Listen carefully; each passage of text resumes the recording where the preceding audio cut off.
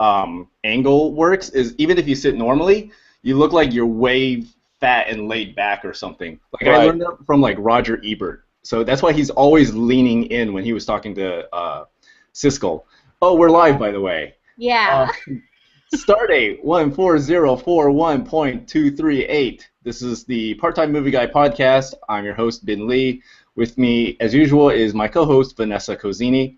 Today, our guest is the Alan Kistler, who, if you know him, then chances are you know what today's topic is, which our main topic will be about Doctor Who. Just some quick disclaimers. This podcast is brought to you by Office Ninja, which is my movie out on iTunes and hopefully on Amazon DVD very soon. Also, this podcast is uncensored, so my bad word of the day, which doesn't sound that harsh at all, is arse, which is just the butt. Vanessa, you have something. Yes, the rumpy pumpy, which is intercourse. So. Is it just regular intercourse or like anal? Because rump. No, it's intercourse. Oh, okay. Yeah, just you know, you want to take a round with me, little rumpy pumpy? In the arse. Oh. Sorry. Yeah, clearly this just went down the gutter because whatever. And this is how we prove we're uncensored. We get as dirty as possible. Yep. And also, this episode will contain spoilers, like, for example, in 1947, the first NBA championship was won by the Philadelphia Warriors, beating the Chicago Stags 4-2. The Warriors eventually became Golden State Warriors. I don't know what the Chicago Stags became. So, anyway, for those degenerate gamblers, too bad. That's been spoiled for you. All right, so obviously our main topic today will be Doctor Who. Our main guest is Alan Kistler. Alan, did you want to do a quick introduction of yourself and if you have any shit to plug? I am an author of the unofficial Game of Thrones cookbook and Doctor Who history, which Vanessa is holding up now. And I have been writing about the evolution of different pop culture franchises for several years now, as well as Doctor Who in particular. And it's been a lot of fun. And I also have been recognized as a comic book or pop culture historian, and I've worked as a geek consultant for certain projects. Currently, I'm working on a couple of projects I can't really talk about yet that are in the works. I've been on hiatus from the Mary Sue for a couple of months, but I'll be returning there probably mid-September to start writing more pieces about geeky stuff and geeky feminism and all that fun jazz. So you're going to be in episode 7. That's what you're saying, is that's one of your projects under wraps. Yeah, I mean, I thought that was obvious. Like, I know we're all trying to be charming and hint at it, but, you know, we know the score. We know the score. You know, you get typecasted, you know, that's just how it goes. I have to say, talking about episode 7, I was chatting with, this sounds so name-droppy, but it's the truth. I was chatting with Mark Hamill's son not too long ago, Nathan, and he was telling me what I thought was hilarious, how he was in the theater for The Matrix years back, and then the first trailer for The Phantom Menace came out, and apparently a friend of his, after that trailer was done, looked over to Nathan and went, "Dude, your grandma looks hot." Oh, that's great. I just love that. It's one of those really nerdy things that I think is fantastic. Yeah, I've only met Nathan a few times through mutual friends. I mean, he's a really, really good artist. In fact, he actually drew one of my cutscenes in Office Ninja. Like not one of the motion graphics parts, but like it does the little like it's almost like one of those Transformers things. Mm-hmm. He drew those. So he's a really cool guy. I've always intended. He's a great guy. Yeah. You know, just focus on him and not on, you know, what his dad is doing these days. Yeah, no, Although clearly, like, they're cool because there's just tons of Instagrams of him and like Nathan's artworks, little toys, right. chilling in England.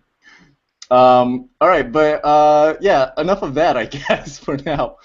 So I like to talk about things that are geeky, sportsy, and artsy. So I'm going to quickly hit on a few topics. Apparently, it's been a very busy week for me. Things that I found interesting. So the Emmys were on last night. I don't know if anybody watched it, but the biggest highlight for me was Weird Al actually did a number where he kind of did the usual bit of him like if today's theme songs had lyrics, what would they sound like? And most of them were all pretty, the expected stuff. The Game of Thrones one, while the jokes were all pretty much the same, avoid weddings and lots of boobs and this and that. The best part was Andy Samberg was dressed up as Joffrey in the background, doing part of the dance. And then while Weird Al was pleading to George R.R. Martin to write faster, he was in the audience, and Joffrey, Andy Samberg, brought a ginormous typewriter and brought it to George R.R. Martin during the song. What was cute, he even went, okay, and started typing a couple things. Yeah, he was like, oh, okay. He was clearly playing along with it. And then afterwards, I guess, what's her name? Lena Headey? Heady. Yeah, okay, that's how it's pronounced. I always think Blazing Saddles. It's either Heady or Heady, because in Britain they tend to pronounce the last name Head as Heed, so it could be Heedy. I'm not sure. Okay. Yeah, so as she was presenting, Andy Samberg, still dressed up as Joffrey, was holding a goblet and yelling in the background, "Mother, I was poisoned!" So, nice. Yeah, big shout out to silly, nerdy stuff like that. Uh, Speaking of TV, MythBusters kind of dropped a bombshell. I don't know if you guys still watch MythBusters or ever did. I watch it sporadically, not because I'm less interested, but just because it's hard to get me to watch live TV anymore. So it's recordings and the like. But yeah, I mean I've gone to know Grant over the past couple of years, so I like to support my friends, and if they're on TV, I'll totally watch them. Yeah. So yeah, it was really weird because I was just watching the final episode. They didn't even like advertise much of it, even as a season finale. Right. And the very last segment was Adam and Jamie, and they're like just almost like literally out of nowhere saying, "Oh, this is the end of an era. Grant, Carrie, and Tori are leaving, moving on." And this was their final episode. Like, my gut feeling is maybe Discovery or whoever makes the decisions made the decisions very, very late in the game, and so Adam and Jamie just literally had to just wing it and do something like that, because I would feel like they're big enough that they should have had like an assistance or whatever they are, the B team centric episode or something, or like at least advertise it if you're going to do that. Right. So I don't know what the behind the scenes stuff is, but that definitely was quite a bummer. It's definitely a shame because they've been such a great presence on the show. Yeah. Does anybody know why they left? I mean, Grant said on his own social media that the show's going into a different direction, and it's just an amicable split. So he kind of made it sound and I have no reason to believe that he would lie, but it sounded from what he said that basically, as happens sometimes, a show is going down a certain path, and a few people decide, while they dig that, it's just not necessarily something they're interested in, or that they've had a good run, and they're moving on to other things. I don't know the others personally at all. I've never met them, but I have to say, if it had just been an announcement of Grant is not coming back. That would have surprised me less because Grant's getting involved in the past couple of years in so many things. Yeah, he's part of the Star Trek Continues web series. Right. Excellent. Right. He's been spreading his geek wings out into so many other projects, and he's always been someone who had his finger in different projects before. So that doesn't surprise me on his end. The other two do surprise me. So I don't know. Maybe next year we'll see that there's a very different kind of MythBusters. Maybe they're going to go back to sort of those early seasons when it was just Adam and Jamie really focusing on one project. Yeah, but I mean, everyone sounds like it's an amicable split, which is really good because God knows we've seen enough shows where someone's basically flipping a table and saying, you can all go to hell. So well, I think they're all professionals about it because sure. That's how you're supposed, that you don't burn bridges, Sure. in showbiz. My gut speculation is that they're just not drawing the ratings anymore. So Discovery's just slashing. Could be it. So because behind the camera, what this means is like half the crew is gone. Half the crew needs to find a new job. So yeah, and they did mention we're going back to our roots of just having Jamie and Adam. So it feels like they're just slimming things down, and then for all we know, the next season of MythBusters may be the last one we'll see. Right. All good things must come to an end. Speaking of things coming to an end, Richard Attenborough passed away, probably most famous for me as Hammond. Hammond in Jurassic Park. Right. But I'm guessing he was very well known in Britain. Not that He was I. also He was Chris Santa. Kringle. Yeah. He was Santa in Miracle on 34th Street. That's how I remember him best. Wait, the black and white one or the remade one? The remade one, because the black and white one is Okay. far back. Yeah. Okay. Huh. I didn't know that. Yeah, he was a good Santa Claus. Cool. He was. So, yeah, rest in peace, Mr. Attenborough. It's very sad. He's one of those nice guys. No one had a bad word to say about him. Mm-hmm. Yeah. So I this whole like Google Hangouts, I intentionally put the agenda on the chat part so I could look really nearby, and I'm still staring at my iPad because I'm an idiot. It's better than the one time when I started trying to scroll on my own monitor because I thought it was an iPad. That was great. Yeah, during a podcast. That was fantastic. All right, we're going to quickly switching gears. There were some sports things that happened. We talked about the NFL last week about the NFC West being a really tough division. Well, two star players actually got lost for the year with ACL injuries, so things got a lot easier for the 49ers and Seahawks. In basketball, Kevin Love got traded to Cleveland, so now Cleveland is probably the prohibitive favorite with LeBron James. But the most important sports news for me is that Mario Balotelli is back in the English Premier League. He signed with Liverpool. Those who are not familiar with Mario Balotelli, so people in America probably have heard of Ron Artest or Meta World Peace and known him to be kind of a nutter. Mario Balotelli is that 10 times. This is a man who once accidentally burned down his house because he decided to set fireworks out of his bathroom. Nice. Yes. Lovely.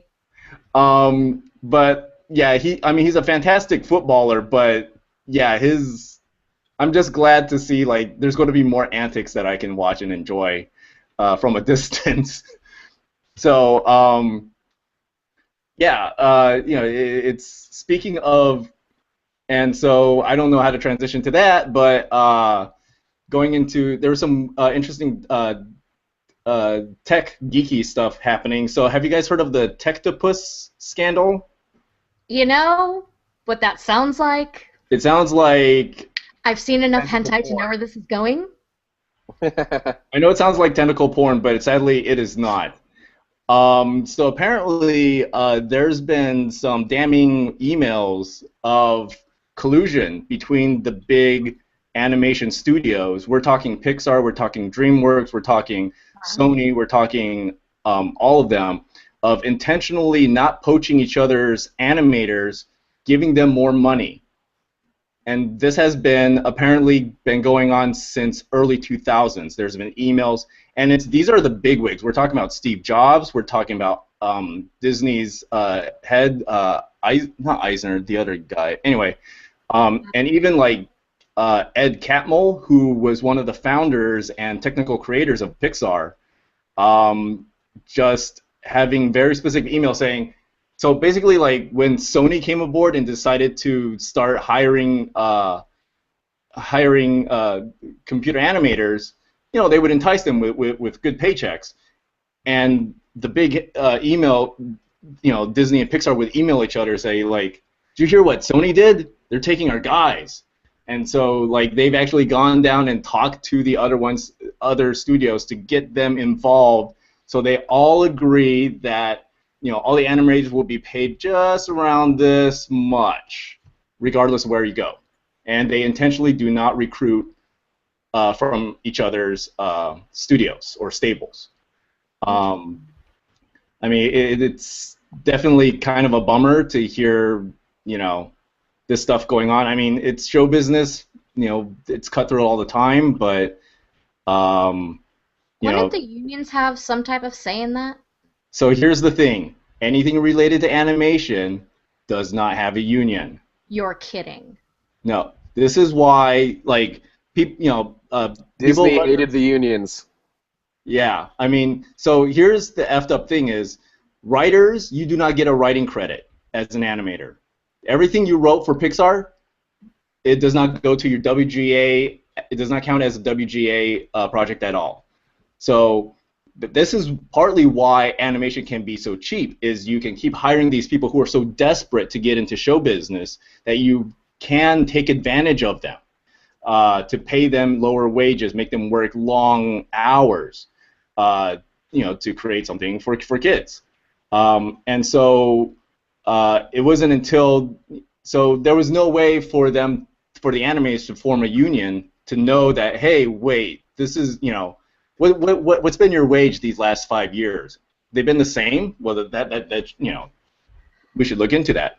So, yeah, animators, writers, all, and this, people want that also for video games now. I mean, video games is slowly becoming such a more, artistically complicated thing. You can make the case there should be writing, unions for video game writing. But yeah, animation has, and I wish I talked to my friend because he's kind of worked for a few of these lots. But yeah, so I don't know. I think it's still going on right now. But yeah, I thought it was kind of interesting. I wish it was brought to my attention from John August's podcast. I haven't heard it from anywhere else. So, yeah. All right. So I'm just going to skip the next couple of things. Well, actually, so yeah. Speaking of tough to deal with things in pixel format, the new I don't know if you've heard of Feminist Frequency, but this lady, Anita Sarkeesian, has been doing a web series talking about how women are horribly portrayed in video games. So the recent episode the main topic was women as background decoration. And so basically it's talking about the tropes of using women's deaths, abuse, rape as plot device for a male protagonist. Not even as plot device, but as like plot padding. Yes, that's true. I mean, she does a great job of going into massive detail, maybe a little bit ad nauseum, but like she does her research.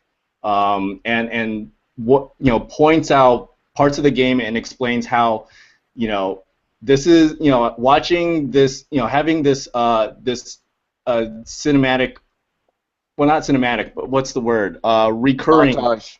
yeah, a montage or recurring type of action where there's, like, for example, there's a prostitute being attacked by her pimp, and so as the main character you can either just wait until it plays out, or you can do something about it, but usually you almost have to wait to the point where the pimp has killed the prostitute in order for you to get a reward when you kill the pimp. So there's examples like that where it talks about how that's no different than any other regular game mechanism where suddenly, like, oh, there's a robbery. Well, you should chase after the person. She obviously could talk better about this than I can. What I like is that she goes through each trope, each type of trope in the gaming industry, with the ever needing to be saved princess, the wife, daughter, killed as the motivation.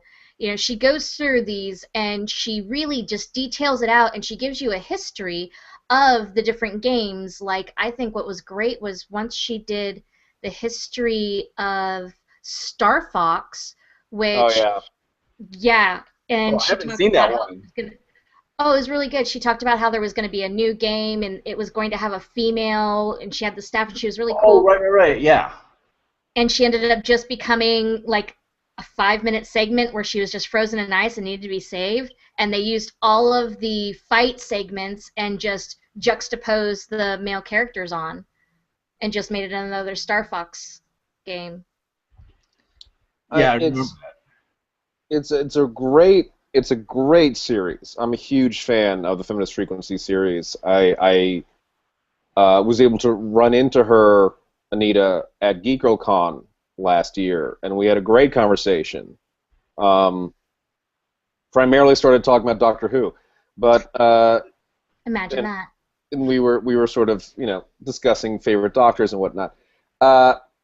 She has a great mind for this. She has a really great. She provides analysis, and I can understand that for someone's like, but their videos are so long. It's like, well, that's kind of almost the point, that there is enough material for her to not have covered it all in an hour, and there's still material yet to be covered. That's actually a great underlining part of her point, and I think you see her haters, and God knows if I link to her or recommend her, I get some snarky comments here and there. Oh, you mean the chick who did, all this stupid crap.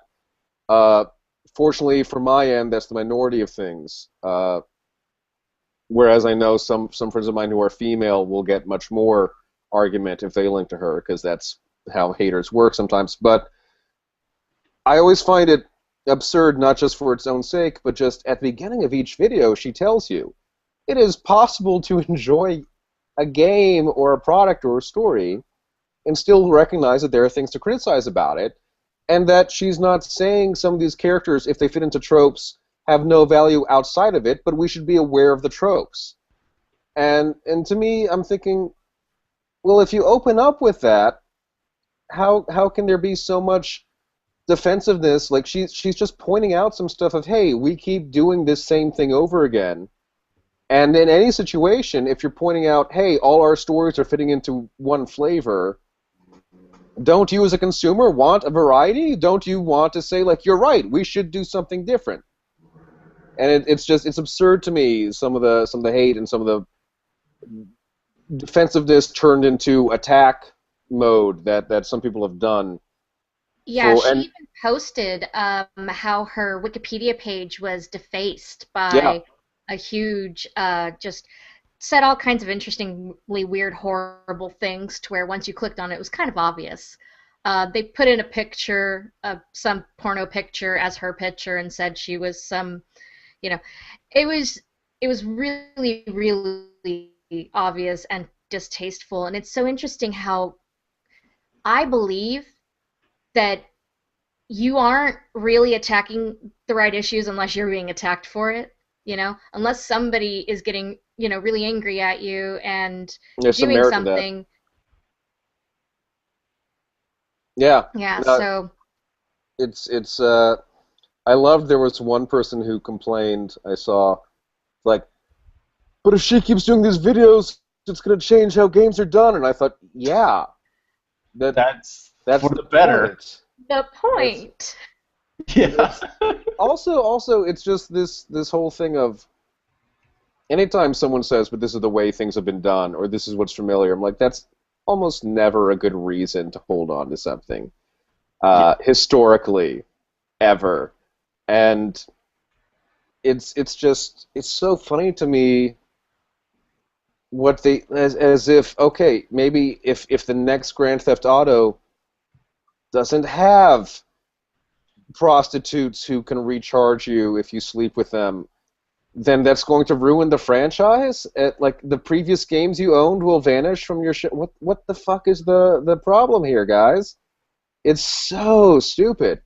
Uh, and you don't have to agree with her on everything, You and know, that's fine. But she's presenting an argument with evidence and is just giving people food for thought. And I don't think that should ever be attacked, even if I don't necessarily agree with every point a person is making. If they're bringing evidence and just saying, let's bring this to our attention, that's a good thing. We should discuss this. We should open up our doors to discuss and debate. Yeah. Totally. you know, it's kind of funny that you say that, you know, because that's the way it is a really bad approach. Recently, the Supreme Court said just that to the attorney trying to keep a ban against same-sex marriage. He was using a traditionalist, I can't remember Yeah, what it's called, but thing. I'm just going to say thing. And he was using a traditionalist argument, and I can't remember the case that he was citing, but the Supreme Court judge was like, no, just because that's the way it is doesn't mean the way it is right. Yeah. I mean, it's definitely a really good. Going back to it, it's just a really good series. Yeah, I'm always fascinated by the topics and arguments she brings up, and yeah, I mean, I guess unfortunately, to quote Taylor Swift, haters are going to hate. I think that's part of her new song. well, All right. also there's just it's one of those things where I understand a desire to defend a game you like. Like I like BioShock, and BioShock was involved in the most recent video. Yeah, I didn't realize there was so much like And it was just as equally quote unquote guilty of following some of those tropes. yeah, for different reasons, but it's there.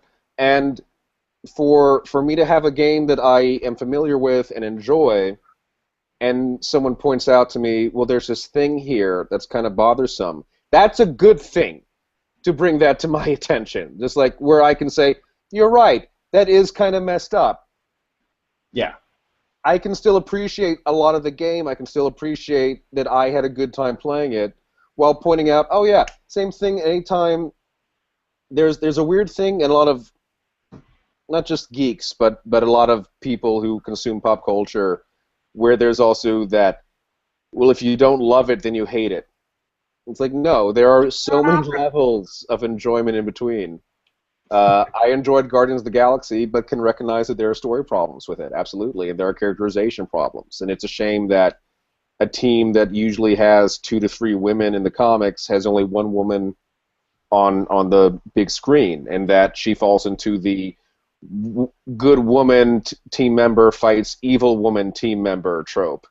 That's a shame. As great as that movie was, as fun as the development was on their end, yeah, you can criticize that without saying it sucks and you all suck for liking it. It's this weird need to divide things, and I think that's part of what the hater uh, onslaught has been of like, well, she's saying she doesn't like any games that I like. No, dude, that's not at all the point. And she purposely reminds constantly throughout her videos, I enjoy these games. I play these games. It's not wrong to enjoy them and play them. We just have to kind of realize that these things are happening in them and Yeah. not just let it go. Yeah. Yeah, I mean it's definitely fascinating, and I'm looking forward to the next uh, next series or something. Definitely. So speaking of something that probably isn't as divisive, although maybe it is now, is the Ice Bucket Challenge for ALS awareness. Vanessa, you brought this up. Was there something specifically you wanted to bring up about this? Well, it's actually come under a lot of controversy, and I thought it was very interesting. And I know, Alan, you did the Ice Bucket Challenge. Yeah, I donated it and I threw ice on myself. Ice water, rather. But yeah. And it's interesting that the state of California, because of the drought, is a huge problem. I recognize it's a huge problem, but so is people having this degenerative disease. And people are saying, oh, well, all these celebrities are throwing ice water over their head and not donating. Well, you don't know for sure they're not donating. And a And the lot of them proof, are. Yeah, a lot of them and are, the and a proof lot of them are also donating a lot more than a regular person would. Yeah, but you were saying, Vanessa.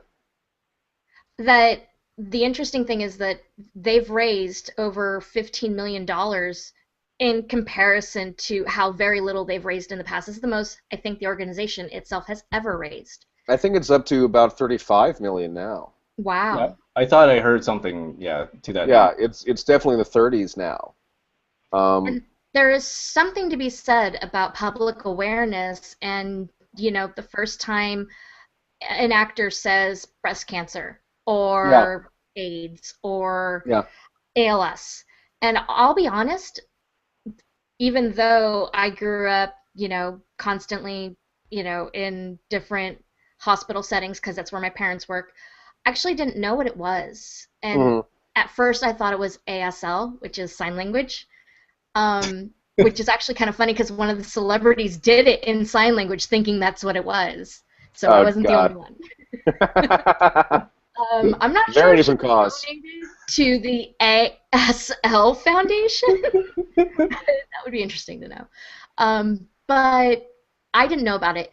And I just noticed, on my news feed on Facebook, tons of people were like, oh, check this out, check that out, And I was like, well, what's ALS? And so I, did some research, and I was like, oh, wow, it's like very important, and that's what's important is that people like me who don't know what it is now have a way and a reason to look into it. Yeah, I mean, yeah, overall, I have to feel, I mean, California is the main state that's in a drought, and, jokes obviously, it's a funny joke to be talking about, hey, we're in a drought.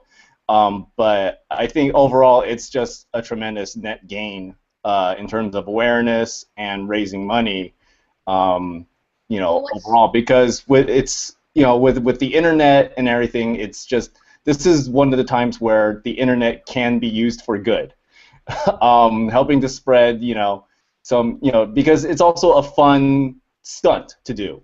yeah, Like PETA all the time is trying to get in the news because it's important to always bring awareness of whatever cause you're always in favor of, but for some reason throwing blood at people just is not as appealing and doesn't help with word of mouth than a fun little dousing of ice water.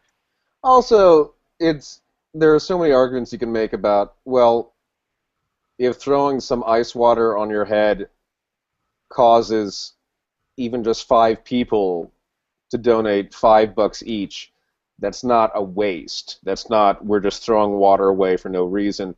Likewise, if you're concerned about a drought, okay, shave 2 minutes off of your shower, and you've made up for the water and more that takes an average person to do in this challenge. There are so many easy ways to balance it out. A friend of mine went into the public pool and filled a bucket with the pool water, let some ice marinate in it for a while, and then doused it on her head while she was standing in the pool. There's so many ways to work around that. I feel like the people who are really bitching about, but there's a drought, how can people do this? They've decided they don't like it, and so they're not using their imagination to figure out like how you can do this and not affect the drought, which is not difficult to figure out. Yeah, and what I found very interesting is that the state of California is fining people for doing the Ice Bucket Challenge. Are they? Yes. I didn't know that. Better things to do. Right? Yeah. Well, economic How depression. do you enforce that?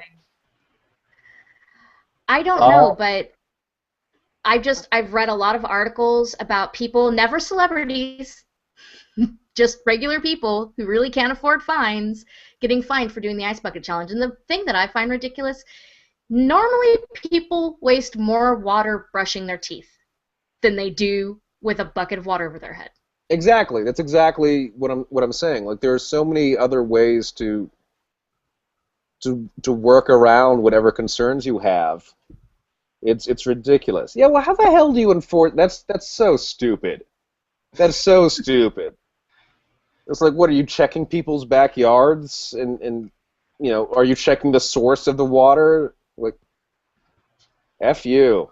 That's so lame. Maybe like they geotag the YouTube links and then find out the location of it or something. Yeah, if you live in California but did it in Vermont, does that freaking count? Like what? Wait, did you get the water from California? Right, exactly. If you're in LA, that was meant to go to California. Right. If you're in LA and got Avion, I gotta ask this: if I got a bunch of bottles of Arizona water, yeah, does it count? Yeah. So stupid. Yeah. All right. So going from something cheerful to something not so cheerful, I'm not great with segues here. So for those who, you know, there's obviously been a much more serious issue happening in, you know, middle of America with Ferguson. I was definitely aware of stuff that was happening the first week it happened. Then, you know, it was a big deal on BBC News, so it was, you know, definitely something that the world was paying attention to. Although either I've been like starting to ignore it for a while, or just the usual sources that I go to just aren't reporting it as usual. Aside from Grantland having a really, really good article that I talked about last week, but you know, what have you guys? Was there anything new that you guys wanted to bring up about Ferguson? I mean, it's good that. Yeah, go for it. Oh, well, I was just going to say it was really interesting when the Missouri State Senator Maria, I'm gonna butcher this, Chappelle-Nalda, she tweeted to Governor Jay Nixon, "You don't know shit because you never communicate. Fuck you, Governor. Fuck you, Governor. I'm calling your bullshit." 2 separate tweets. And she was pissed. And understandably so. She was tear-gassed 3 nights in a row. Wow.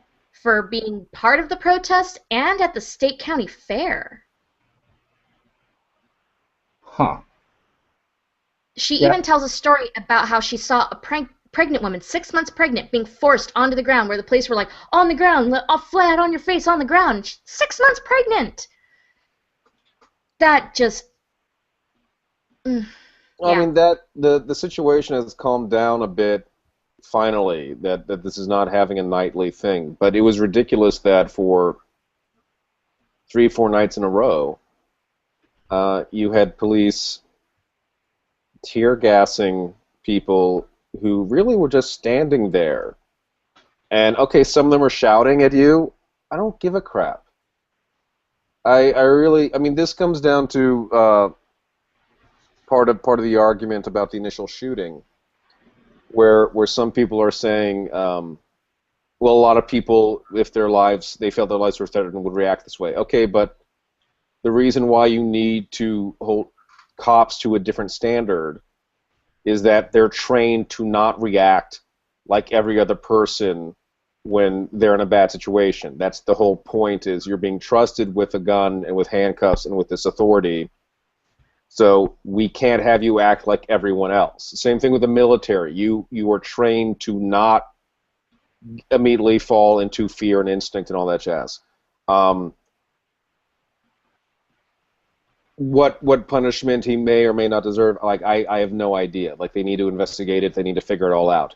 But when you've got these other people and some people are like, oh well, they're gathering around, they shouldn't be screaming.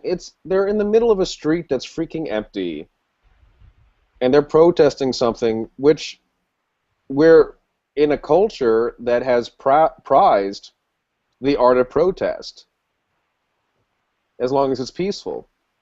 Were there looters? Absolutely, and they should have been taken down. And we keep seeing that a lot of the people who are causing problems were people from out of town. But again, you would see these videos and hear this audio from folks like Elon James White, and the response just does not equal what's happening in the situation. The curfew night, that can be maybe an exception, but even then, there were so many cops there. You can't just arrest people, you have to release tear gas. And then on top of that, to lie and tell CNN and other people, oh, it's just smoke, it's not tear gas. Well, then why are you wearing gas masks? And then 5 minutes later, no, not even 5 minutes later, it was a good hour later, admitting, okay, there was tear gas used. No. What was the confusion?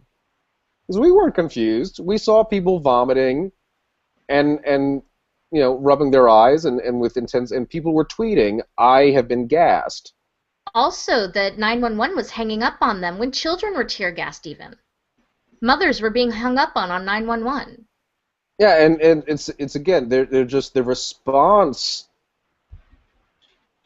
by the police and how they're handling the situation has been so poorly done, so poorly organized.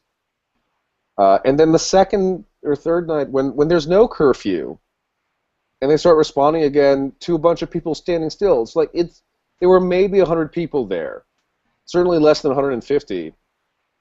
What are you so afraid of them doing a protest at night? There's no curfew now. Why are you surrounding them and then attacking them with tear gas to disperse them? Why do they need to? What are they hurting? If they start attacking the worst people, one I heard was. I was just going to say, I think the worst one I heard was the prayer circle. Yeah. And the referee getting tear gassed. Yeah. Why? It's this fear of like, well, they can't gather, or like, so what is this tactic? What are you talking about? So, yeah, I mean, I know I saw a quick little BBC video talking about, there was kind of a similar situation in LA where, a person was shot and killed by the police, and they, they were talking about trying to like tie it back to the Rodney King beatings and everything, of how, how the police have changed their way of interacting with the community when something like this happens.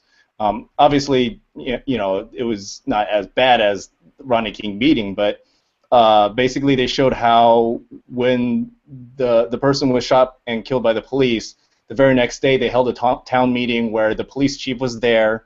All the people who in the community got their fair share in, venting their frustrations or asking questions, and at least in that news piece, it made it look like, the LAPD was doing their best to at least be upfront as much as possible about all the facts that they can, and they juxtaposed it with all the seemingly every decision made by the authorities in Ferguson has just been comically bad.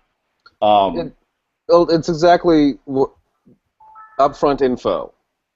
Yeah. Okay, if you're going to tear gas, we can debate about whether that was necessary or not, but don't deny it. And then don't deny it 2 nights in a row, because the next night they used tear gas, and again we're saying, no, it's just smoke. And finally an hour later, like, okay, no, it was tear gas again. Why do you keep lying? You're just making it so much worse for yourself. And when the frickin' captain, they ask him how many times has he shot, he's like, well, I know it was more than 2, but not much more than 2. No. Don't freaking say anything unless you're going to give an exact number. He was shot multiple times. I don't have a number. Or I don't have the exact number of times he was shot. Like, just, or how many shots were fired. Whatever. Just, well, it was 2, but not much more than 2. Are you serious? They just sound like a bunch of hillbillies. It's just, and not even that. It's this, and then when you couple that with we've seen footage of people challenging the protesters, like, come on, you animals, and stuff like, okay, you should not be a cop. I'm sorry. Like, and like, my father was a cop for a while, and he, just based on the news situation, you know, like, we were having a discussion with some people, and someone was saying, well, you know, it's sad, but I can also, you try to understand if someone was in fear of their life, they might do something stupid and fire the gun. And my father was like, but we're trained not to do that. And, you know, just based on this evidence, I wouldn't have shot the kid. Like, I might have hit him. I don't know. If he was charging at me, there might have been a fight, sure. But you don't use deadly force except as a last resort. And that's just one example. This whole Ferguson thing in general, where they were wearing camo gear and running around with rifles. Like, what camouflage are you doing in an urban setting? You're not in the freaking jungle or desert. You're not blending into the liquor store or the Walmart. Like, what? Why are you wearing this? You're wearing this outfit that is immediately saying, I'm looking for a fight, basically. And you're bringing out what looked like M-Raps, and there was talk about they had a sonic cannon at one point. Like, why? What do you need? It's 20,000 people, and less than 200 of them want to stand at night to be a symbol of, we don't appreciate something, we think there's injustice happening. And the governor, when he had that really condescending speech about putting in the curfew, and said, you know, there will be justice, but before there can be justice, there will be peace, and it has to be maintained. And he was really putting that responsibility on the people. It's like, no, dude, if there's injustice, there ain't going to be peace. We're especially in an American culture where we're taught that the country was founded by people who felt there was injustice happening. Like, people need to feel that justice is being served, and then they will be peaceful. That's how it is. You've got it completely backwards, and to put it on them, like, that whole responsibility thing of, like, well, you know, if you can show you can be nice. Like, dude, you're the guys with the weapons who are scaring the crap out of people. You're the guys who launch tear gas into some people's yards, and the curfew rule doesn't apply there. The curfew rule is not you can't even step outside your door. It's don't be off your property, don't be in the streets. Yard is safe zone. You don't get to tear gas that. It's just been handled pathetically, and it's made it so much worse than the initial incident, which is already a bad situation. Yeah, I mean, I guess my last thing is, I thought John Oliver's show did a really good job of talking about some of that, the unnecessary, like, militarization of some of our police forces, and whatnot. This, I think, could be talked about a lot more. This probably will be revisited much more as literally the dust clears, I guess. Yeah. Did you guys have any final thoughts before we actually move on to our main topic? Well, I just wanted to quickly add, I didn't plug it earlier, but since, you know, we're gonna go into Doctor Who, I just want to quickly plug my new podcast starts next week, Crazy for a Cult podcast, where we will be reviewing different movies that fall under the very, very large cult umbrella, sci-fi, you know, indie, superheroes, stuff like that. Oh yeah, I forgot to ask you to, I guess, pimp that earlier. All right, so let's get to the main topic with what remaining time we have, which is the new Doctor Who premiered on Saturday. with Peter Capaldi, season 8. We've had some time to digest the episode now. I would defer to the expert here. Alan, what did you think of Capaldi, and what did you think of the episode? Don't feel the need to defer to me. This is, if anyone likes it, it doesn't matter whether they've seen every episode of Doctor Who or this is their first episode of Doctor Who. You base your opinion on what you like. My opinion was that Capaldi is excellent, as I was sure he would be. The episode itself was, to me, it was sort of like an okay first draft.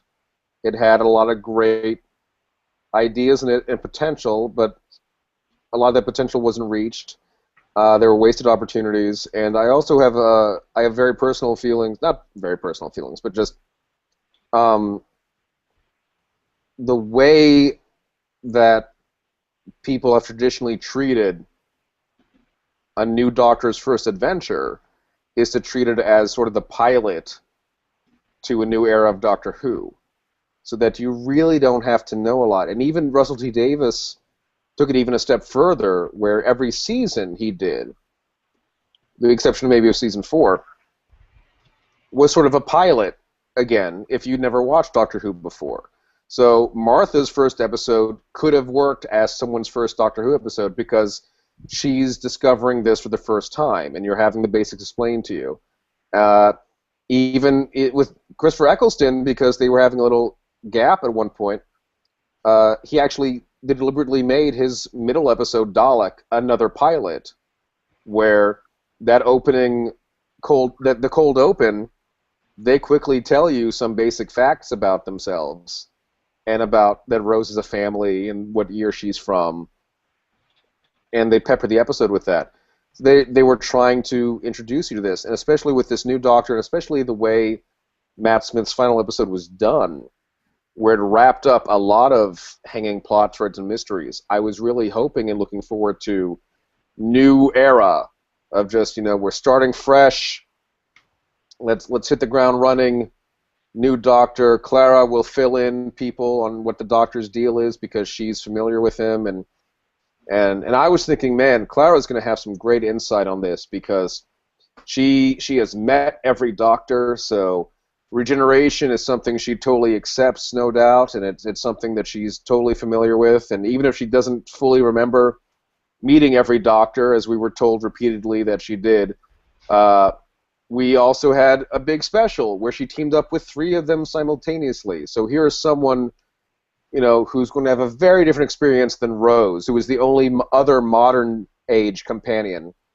who has had to deal with this shift, because there was no one around for when David Tennant regenerated. So I was looking forward to this unique insight, like, man, this is going to be, there's so much potential to see here. And instead, her response was even more immature than Rose, and against the whole experience. When she says, can we change him back? It's like, you of all people don't get to ask that. That makes no sense for you to ask that. It goes completely against what we've seen the last 3 adventures for you to ask that. If this were done, if the anniversary special hadn't happened, if we hadn't had her whole I'm jumping in time and thing happen, okay, I would have felt very differently about this episode. But I did not understand, and still don't, why she was acting the way she was. She could mourn, I liked that version of the Doctor, I don't want to see him go, but to act so much about, I don't even know what's happening, I don't know if I know him anymore. Woman, you've met 3 of them, at least, that you remember. And if you remember anything about your experience in the time stream, you've met all of them. You know better than anyone. This is the same being, and that what you see is just a shell and a point of view that changes from time to time. She should have been the one explaining the situation to Vastra and Jenny, who evidence has implied have never met another version of the Doctor. She should have been the one to reassure the Doctor, I know you're still the same man, because I know you. Um, so yeah, you combine that really, really out of character and frankly bratty, shallow behavior with Peter Capaldi was a little amnesiac for too long. I think we needed to get running the way that Matt Smith was just. He had about 5 minutes where he was figuring out how to walk, but then he was rocking out. David Tennant took a nap, and then he was fine. Like we needed to hit the ground running with what is our new Doctor now. And then there's just a bunch of stuff that's just there's no reason for it to be there other than the cheap joke. And I'm not against humor in Doctor Who, of course not. It's a show that loves banter, even back in the beginning. But have the banter make sense and be part of a plot that's moving forward. There's no reason for the whole posing, Jenny and Vastra, and she's posing for her, and then she's taught, and it's like, oh, she wasn't actually painting her, she's looking at the information. Well, none of that information comes into play later, because it doesn't matter what the pattern is of the murders. So that's a useless scene. Yeah, Vastra and Jenny actually add nothing to the plot, which is a waste of two great characters. There's no reason for Strax to do his medical examination of Clara other than for him to make a boob joke and to reveal to us that apparently Clara thinks about gay porn a lot. Like, that's all that scene does for us. It doesn't add anything to Clara's experience or to the plot, so there's no... If it's not adding to the plot or the character, why the hell is it there? Especially when you've already made this episode extra long. It just made it slow, and it made it drag. And then on top of that, you follow a useless scene with a useless scene. You follow Vastra talking about the patterns of the murders, which means nothing. And you follow that with, what could this ad mean on the other side? Whereas I was with 3 people, and they were all like, why don't you turn over the paper to the other side? Like, isn't that, if you're holding a piece of paper and it says the other side, isn't that the first thing you think of? And aren't you supposed to be a Sherlock Holmes level detective? But it just lets you put in more banter. It's like, just get the frick on with it. Yeah, so there's just, and then also there's a difference between calling back to an episode you wrote before and repeating the episode you wrote before. The fact that it was another group of clockwork robots also harvesting organs, but for some reason, like, at least there was an internal logic in The Girl in the Fireplace that these robots were alone. And they'd kind of done all this stuff, and then the last bit was to use time travel to get Madame de Pompadour's brain. And it was twisted, but there was sort of an internal logic. You understood the basic fault. Here we have robots who've been on Earth for millions of years, haven't figured there are better materials to use than human flesh. You're in the middle of the Industrial Revolution. There's stuff out there that you can take advantage of.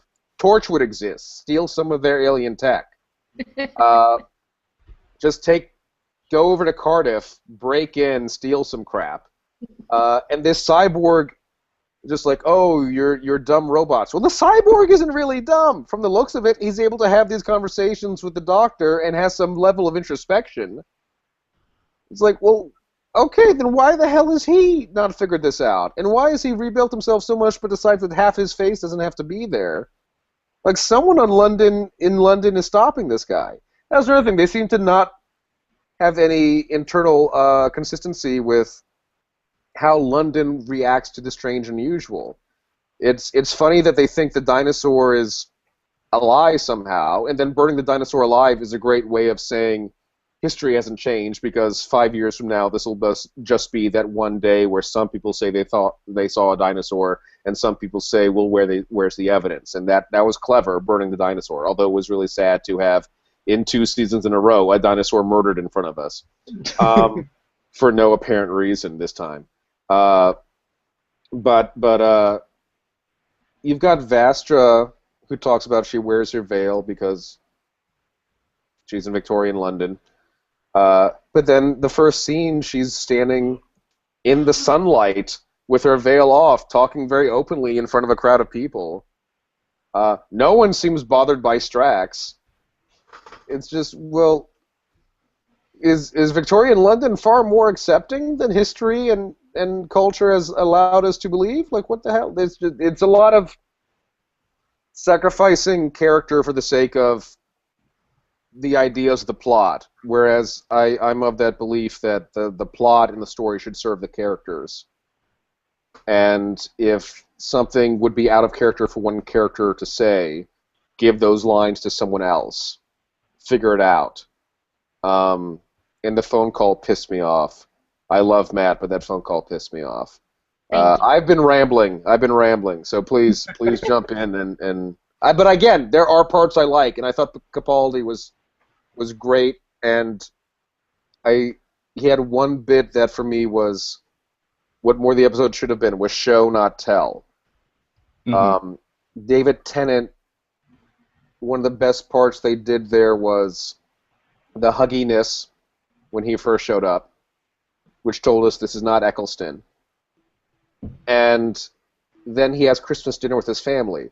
And Rose didn't have to turn around and say, oh, when I invited you to dinner before, you said you don't do family dinners and you don't hang out with families. Like, you didn't have to say that.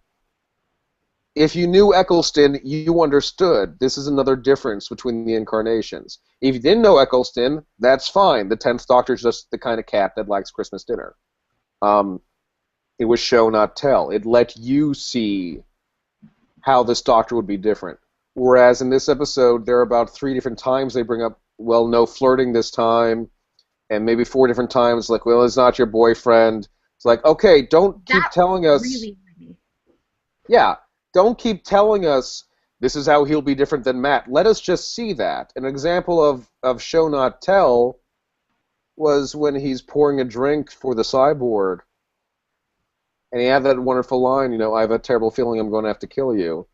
So I thought you'd like a drink. I know I would. It's like there's so much in that that's not Matt, and that's wonderful. It's that, you know, Matt is someone who immediately condemns the enemy, who tells the sexy fish vampire, I'm going to burn you, because he didn't remember her name, and storms off. Whereas the 12th Doctor is saying, well, you're an enemy, but life is still precious, so let's have a drink. And even there, like, you know, Matt will spit out alcohol, and Capaldi's Doctor enjoys a whiskey, and instinctively knows that. He doesn't have to taste it. He already knows his body well enough that this isn't going to make him sick. I love those little bits, and his scene with the homeless man Barney, I thought it was freaking brilliant. I loved that scene. So basically, when Capaldi was not with Clara, it was a better show to me. And when we weren't watching the other shit, it was a better show to me. I also love that the homeless guy Barney is actually the widower of Elizabeth Sladen, who played Sarah Jane. Oh, really? Yes. Oh. Interesting. Yes, Brian Miller. Yes, but again, I've been rambling. Vanessa, you jump in, say something. Okay. I had a lot of the same opinions for some of the same reasons, actually. I liked Capaldi. I thought he was great. I liked that his eyebrows were crossed of its own volition. Yes. I thought that was great.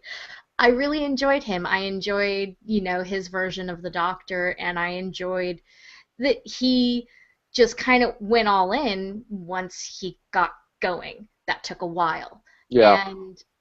And from the girlish standpoint, when we were all watching this and that skin balloon came out, there was a chorus of ew.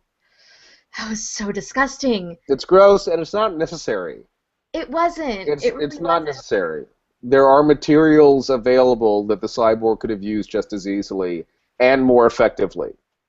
And it was almost like Moffat was trying to tell you, oh, I'm so smart, because there's going to be all of these different things going on that are going to connect, but they didn't matter. They didn't matter at all. And when the dinosaur burned, I was pissed, because you started out with a dinosaur, and it was badass, and you didn't really hold up to the momentum that it kind of threw you in the first minute. Yeah.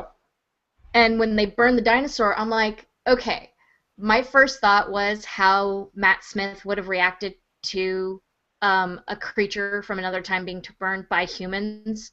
He would start getting really mad at the humans, understandably. And Capaldi was just very clinical about it. Yeah. I thought that was interesting.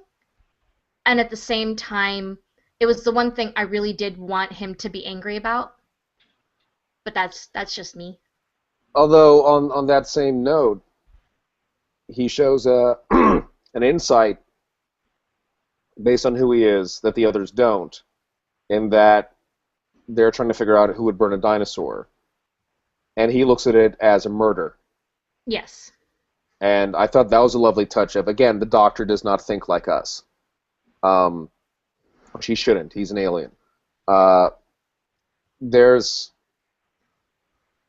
And yeah, it's that moment of, this is a guy who can see a creature like that destroyed and think of it as a murderer.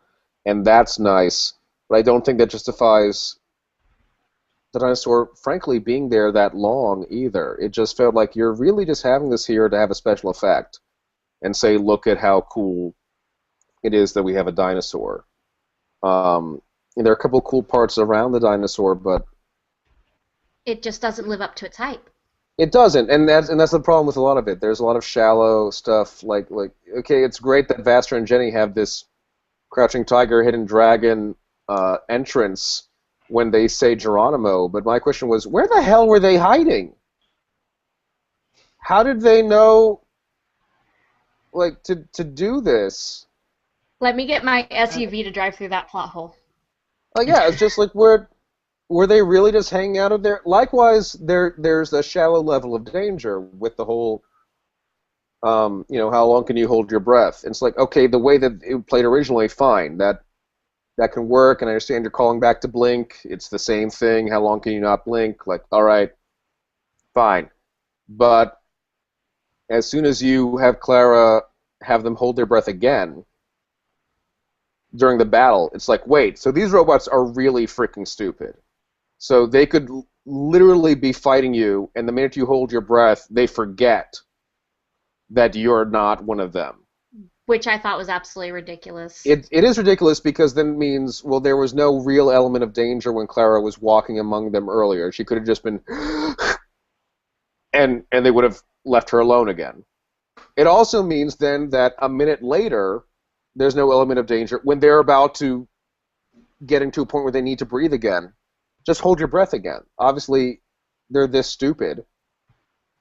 Why don't you all just hold your breath again, get out from under the swords, leave the room, lock the door? I was saying during commercial break that when I first saw how they moved when the Doctor and Clara moved, I said, it would be really interesting if they had to figure out a way, like in the game Silent Hill, there's a level where you have to move very particular certain ways because for every move you make, the evil nurses make one as well, and there's very particular steps you have to make to get out. Okay, when they're in the restaurant and the yes. clockwork people first surround them, yes. That's interesting. I thought that would have been a lot cooler than hold your breath. I thought it would have been cooler if they had to figure out, if I take one step and they take one step, exactly where and how many steps can I move to get out of here without them getting to me. Yeah. That's where I would have gone with that. Also, it's just one of those things where, and it's nitpicky, but look, you're writing sci-fi, there's going to be some nitpicking. And if you've got robots that are technologically advanced enough to rebuild parts of a spaceship or to maintain, a cyborg or make a robot into a cyborg in the first place, why don't they have some internal recognition system? Why don't they have little radio that just sends a signal of, this is one of us, this is one of us, this is not? I mean, Capaldi meant it, it's supposed to be a funny line, but it's actually a very true criticism. Rubbish robots from the dawn of time. Like, yeah, they are rubbish. Like, these are not threatening robots, and the cyborg is not really a villain. You don't develop him well enough to be a villain, so I don't particularly care about their confrontation, other than Capaldi does this wonderful bit about, how many times have you been rebuilt? You probably don't even know where your face comes from. That's a great reflection back on him. Unfortunately, it's the third time someone's asked the cyborg, how many times have you been rebuilt, and is there anything original? It's like, dude, don't keep hammering us on the head. Don't mention the boyfriend angle constantly. Don't mention the not flirting angle constantly. Don't mention, there's so many things. It's like, no, we freaking get it. You could have shaved, if you just took off how many times they repeat themselves, then the episode's almost half an hour. It's ridiculous. My biggest criticism for the entire episode was the fact that I felt it was extremely poor choice, and I felt as if Moffat made Clara the fan base and was telling the fans. It was almost as if he was directly talking to the fans. Oh, absolutely. And I hated that so much. I felt like as a fan of Doctor Who, I was being belittled. I was being told I'm an idiot in some ways because he doesn't think we're smart enough to get it if he does it subtly, because there was no subtlety involved, in my opinion. It's if you're going to do that, you need to do it in character. Otherwise, it's breaking the fourth wall and we react the way that you react. Because Rose was also a reflection of the fan base. But I like this guy, and I know this guy, and I don't know this guy. But also, Rose and a lot of new fans had the same kind of information. And it made sense for her character to react this way. And also her character was trying. And once the Doctor was strutting his stuff, even though he was different, she was fine with him. Because she had that, okay, it's still him. He's now quoting The Lion King, but it's him. Whereas here, you've got the Doctor being the Doctor, and she's still, at the end of the adventure, that she's still like, well, I don't know, I know you. I'm just like, I went from being kind of indifferent about your character to now actively hating you. I think you're a brat. And yeah. And then also, whatever else you might feel about the phone call, and my basic thing is, the new Doctor is supposed to be able to stand on their own. So let them stand on their own. And don't give someone another goodbye scene when they actually had a very lovely goodbye scene. Oh, absolutely. I felt ripped off. Yeah, we're repeating it for no reason. So, But then beyond that, to look at these characters, okay, so for one thing, the Doctor has never shown this kind of accuracy with being able to contact his own future. So maybe you would want to address how the hell he's doing this. Because this certainly breaks some laws of time, and why would he do it just to do that? And secondly, the fact that he's doing this to reassure Clara, I was like, man, you have no faith in this chick, do you? Because no other Doctor has ever called ahead and been like, look, you're going to be with a different me, and it's going to be freaky.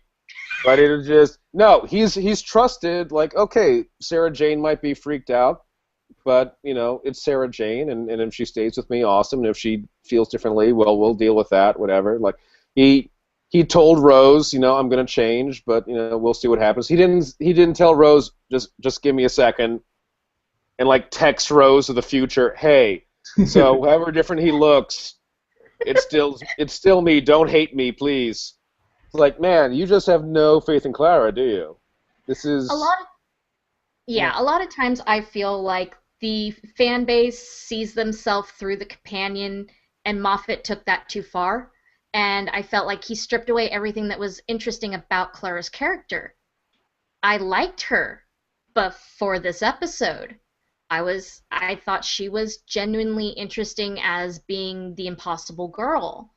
And even the point of her creation and whatnot, I thought was fascinating, and I never felt like there was a romance between her and Matt Smith. I don't know if I was blind or if I'm on the right track, because I didn't feel like they were supposed to be some type of romance. I didn't see it from her, certainly. There were a couple lines where they were kind of having him be a little flirty towards her, which creeped me out. And it felt mean to River. That's the other thing. River's actually dead now. Like Is we've she? passed. Yeah, the because when we saw her, and this is another problem that this isn't clear, but it is there. If when in the Name of the Doctor episode before the anniversary special, when there's the gathering of River and the others, he refers to River as an ex, and that's Digital Ghost River. So that's after David Tennant met her, and she's physically dead, and then they have that whole talk about we're saying goodbye. And he mentions, of course I think about you, and the context of that makes it very clear he's been thinking about her as in I'm never going to see her again, or like she's gone. And I forget where, but Moffat basically implied like, well, yeah, because he's basically a widower now, and basically in the season 6 DVDs, there's a little extra. I think it's what the hell is it? Night and Day or something like that. I forget what it was, but it's a couple of little vignettes of one is a very interesting thing with him and Amy, where Amy talks about remembering 2 lives, one where she was an orphan and one where her parents were there the whole time, and how strange that is. And it was a lovely conversation, which frankly should have been in the main series, because that's really important character development. But then the last bit of it was the Doctor and River about to go on their first date, essentially. And then, because the TARDIS is acting weird, Matt Smith at one point is going into the back, and River's checking something in the back, and he sees another version of himself walk in, who's about to go on a date with River in the future. And there's a little bit of a joke, and then he hears where they're going, and Matt Smith remembers when he was David Tennant, that's where River said they went before her last adventure. And so he's seeing the version of him that's about to go on his last date with River. Oh. And the idea is that that last date has happened now before the Snowman adventure, which is partly why he's in mourning. He's lost River and Amy and Rory. So from his perspective, he's a widower on that end. But they didn't make that freaking clear, and it's one of those things where it's, again, I have problems with how this show has approached certain information in the past few years, because supplemental stuff in a DVD should be supplemental. It might give you extra insight, but it should not have information that, frankly, solidifies. Is required. Because it does come off. A lot of people are coming off as, well, this sucks that he's kind of flirting with her, because what about River? And Moffat was in this head of, well, I mean, she's gone. But we weren't sure about that. And that's not a mystery to unravel later. That's not something to reveal in episode, the season finale before the anniversary special. That's not just something you reveal then, because it gives us a couple episodes where we kind of think the Doctor's acting like a dick. And again, there's no payoff other than, well, no, he's not, because she's dead. Especially when in the same episode you're talking about Paradox to such a degree that people are asking, well, why can't he just keep visiting her at times before she's dead?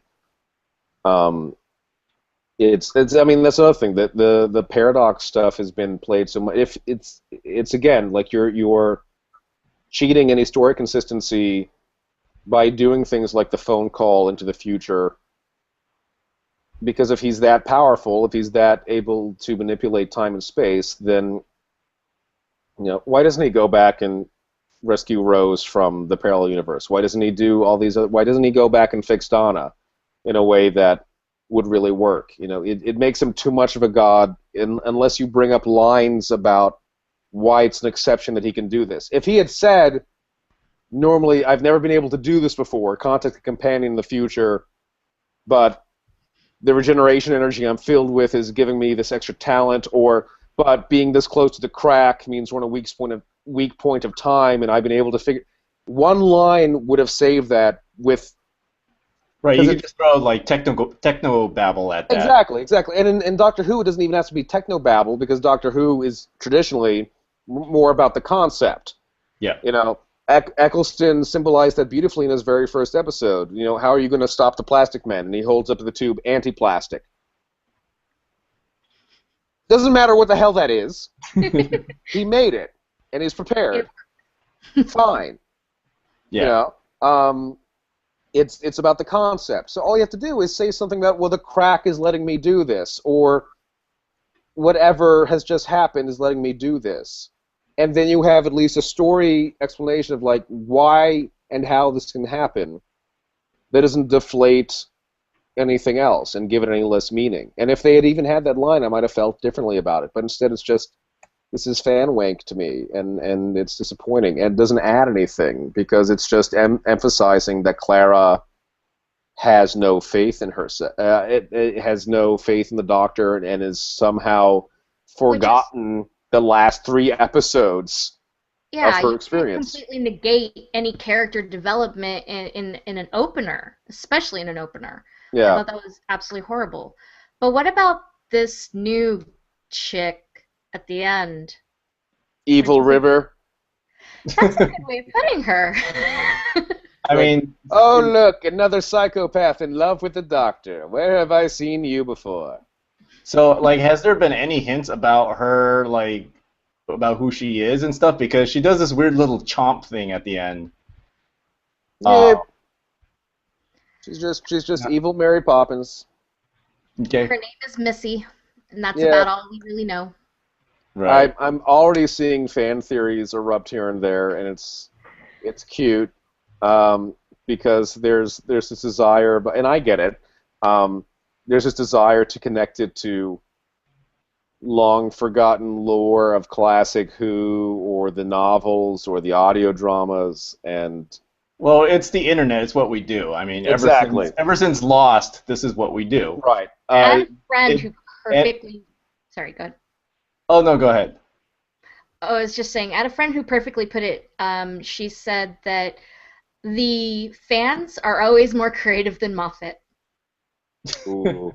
I have to say though, like the reason I get frustrated is that I think he's got great ideas, and I know he's done excellent storytelling, but I think there's a problem with editing, essentially.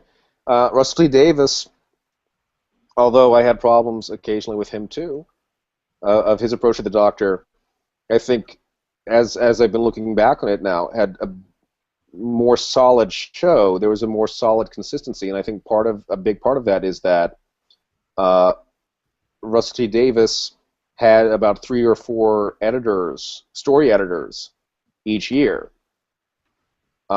Each of whom would work on a group of like 3 episodes and make sure that the arcs made sense, the consistency was there. And, you know, they weren't foolproof. I think Martha suffered from not having a consistent arc, or perhaps an overly recurring arc where it was just, again, hammering us over the head of she had feelings for the Doctor, and we didn't need that reminded every episode. But that helps to have an editor. And traditionally, Doctor Who showrunners have a script editor or a story editor.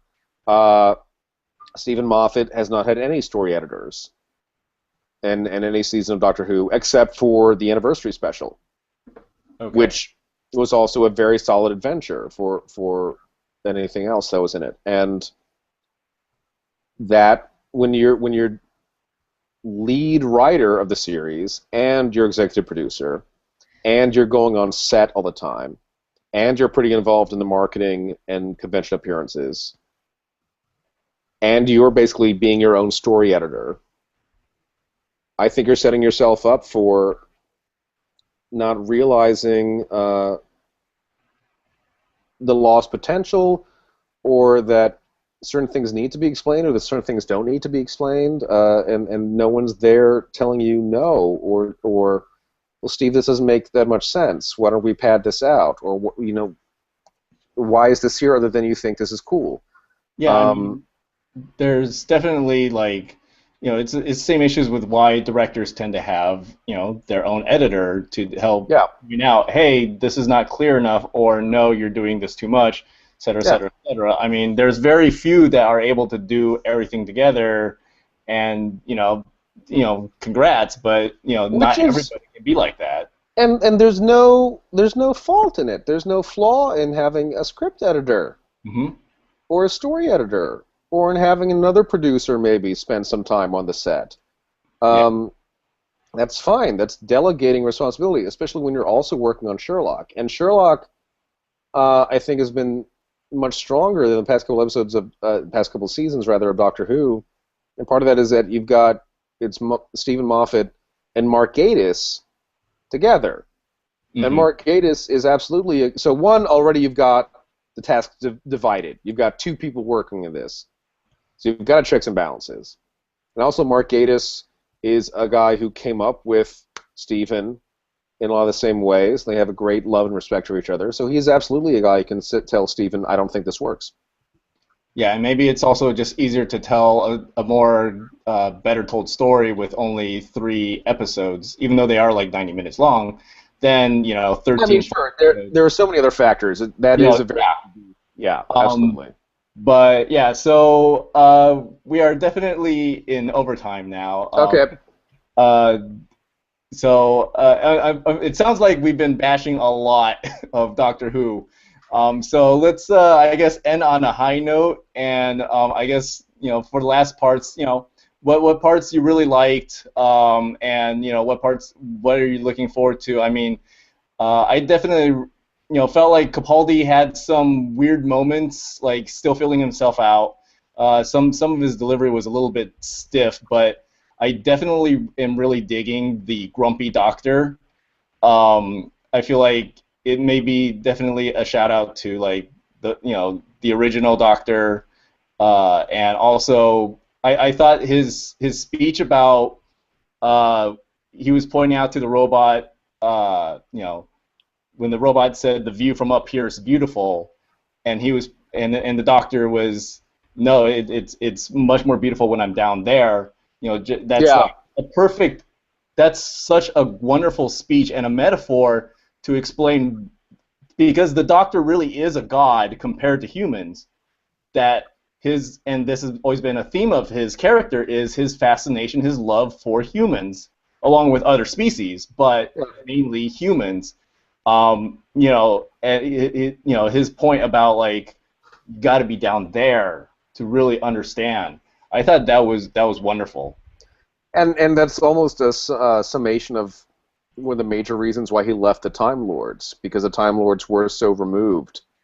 And I mean, the TARDIS is built that you don't have to leave it. It blends into the background, and it has this screen that you can watch the outside.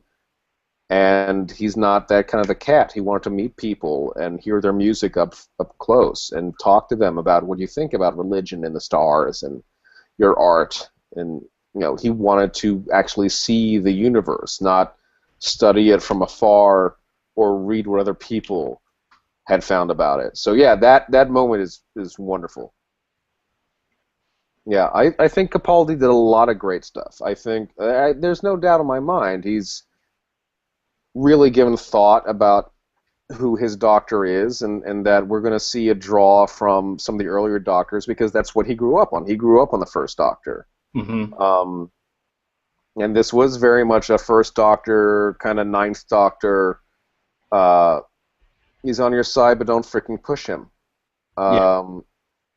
Which is nice. It's nice to have a little bit of danger with the Doctor again. It's don't presume what I will do to protect the human race. I mean, that's a wonderful moment, because, like, yeah, this guy, while we love him, has blown up planets. And was willing to commit genocide on his own people, if that meant stopping things and protecting whom he deemed to be innocent.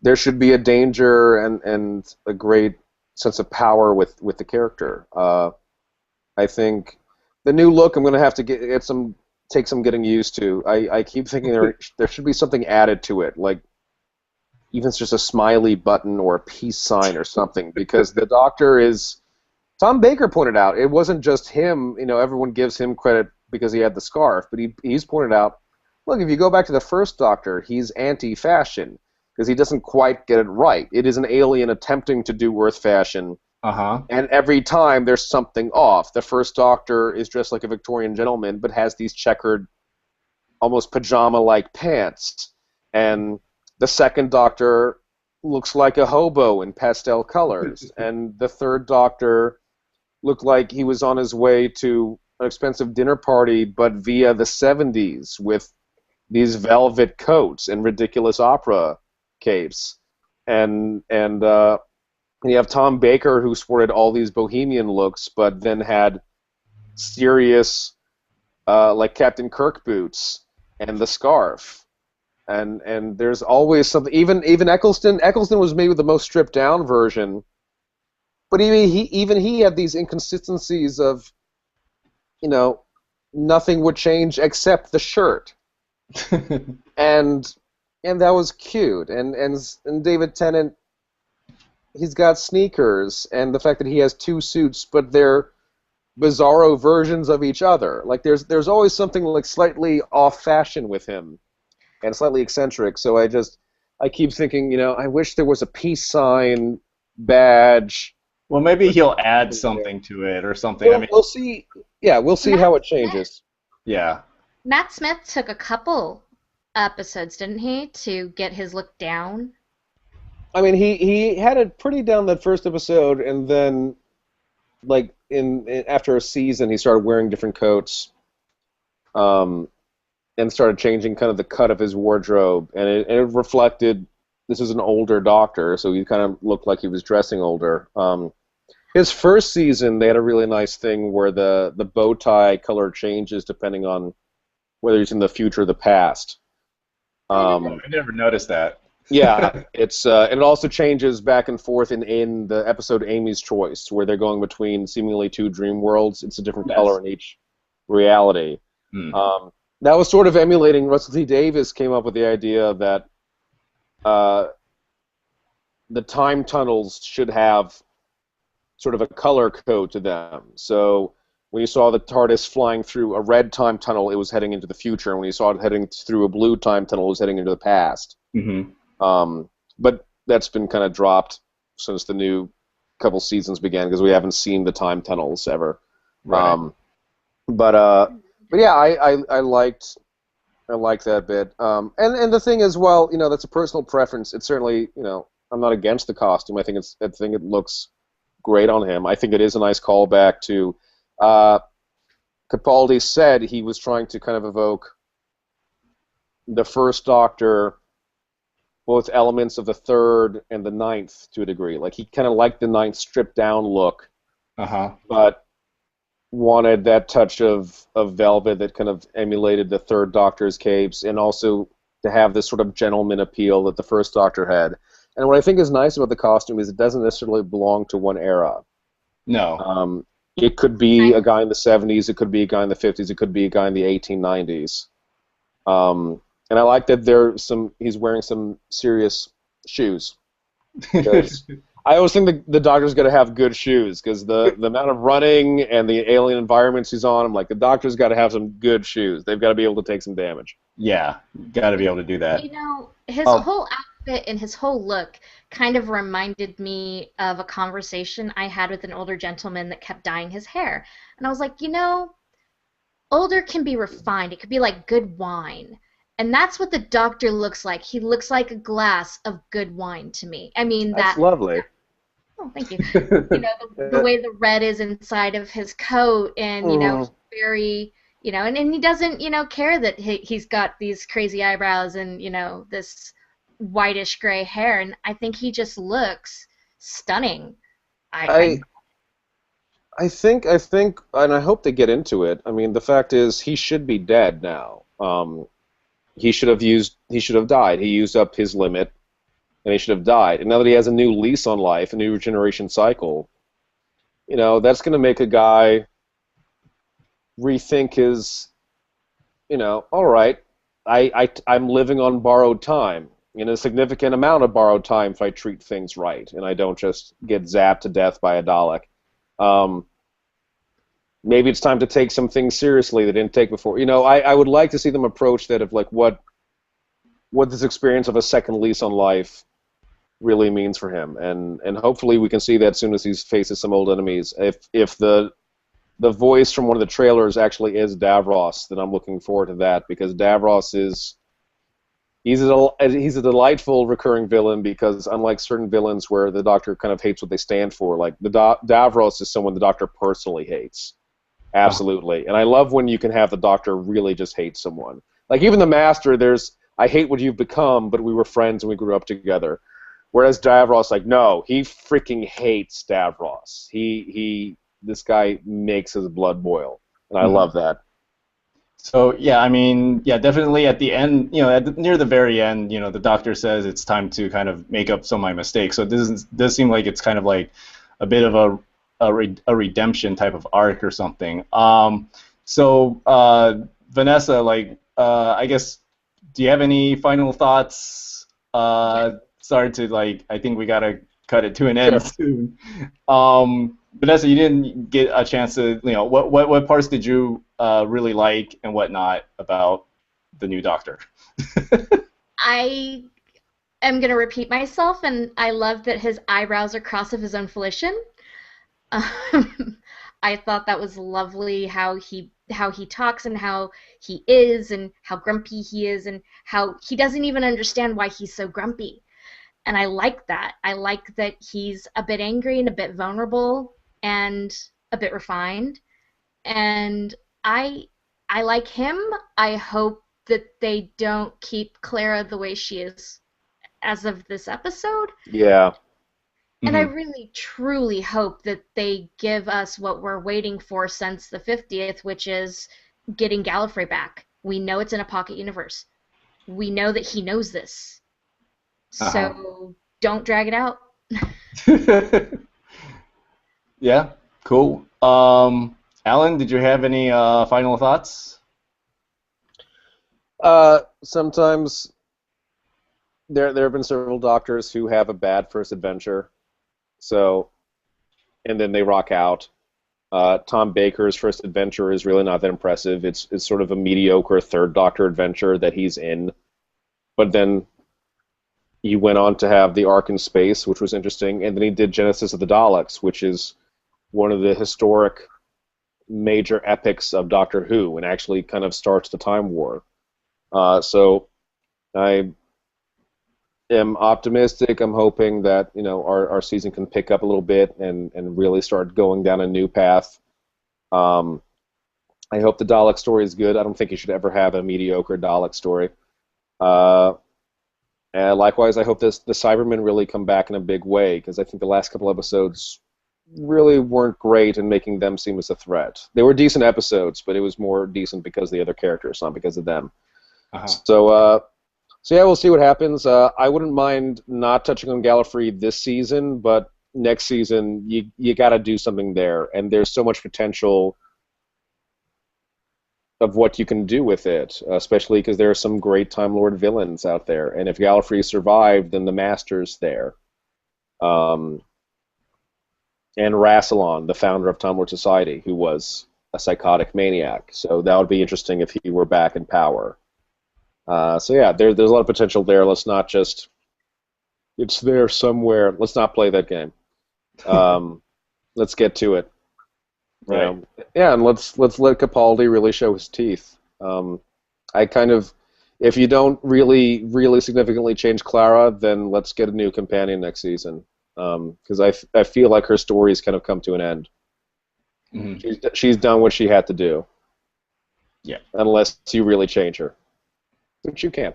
Unfortunately, she's so tied to the Doctor that it seems like she can't have a life outside the Doctor, and that's really unfortunate. I never buy into that. This is a part of the new show theme that I think needs to change, where there's become this theme of like everyone becomes so attached they can only be ripped away from the Doctor, minus Martha. And it's like, no, like it's again my bias coming from the old show. There are all these companions throughout the course of its history that absolutely adored the Doctor, and really, like, Time Lord Romana pretty much fell in love with him. You could see that they'd fall in love with, but circumstances happen where you find a new life or a new calling, and that calling can be very personal, and the Doctor is not someone who's going to sit still. So it's sad, but you say goodbye, and you wish each other luck, and there. I would really like to see that, because it's becoming a weird message or theme in the show now, that about whether or not it's even worth traveling with the Doctor, because eventually you're going to be ripped apart in the most heartbreaking way. It's like, no, that Amy and Rory should have just retired and gone back to normal life the way the Power of Three was showing. That would have been a much better ending in my mind. Clara, like, she's kind of done what she set out to do, and she's also still, I mean, throughout last season, she's never been someone who lives in the TARDIS. It's something she does every Wednesday. Mm-hmm. And otherwise she has her school and her job and everything. And if you went back to that where she just decides after a while, like, I love this, but maybe just stop by on Christmas, that's fine. Right. Yeah. Cool. So, on the note of heartbreak endings, I guess. Don't leave me. We're not being sucked away into different dimensions, so it's cool. Until next time. So I want to thank Alan for taking the time and staying up late, being on the East Coast to be with us and dump some knowledge on us. So Alan can be reached at what's your Twitter handle again? At Sizzler Kistler, Sizzlerkistler. Great. And of course, pick up his book, A History of Doctor Who. I forgot the title. I read it on a wedding cruise. It went really fast. It was really, really good. Thank you. I also did the audiobook. Yeah, I mean, I definitely enjoyed just the amount of knowledge and how you kind of piece together how certain running themes and the historical wealth of knowledge is fantastic. Thank you. And obviously, good luck in your future projects, and I guess we'll see you in episode 7 or something. Yeah. As we just spread vicious rumors. I want to thank my co-host Vanessa for all the cool stuff as well. Bringing up some interesting points of views and stuff. And she can be reached at Crazy4Cult on Twitter. I can be reached at PT Movie Guy. Say goodnight, Alan. Night, everyone. Say goodnight, Vanessa. Good night, Vanessa. And I'm Bin Lee, and I can't decide on a sign-off, so there.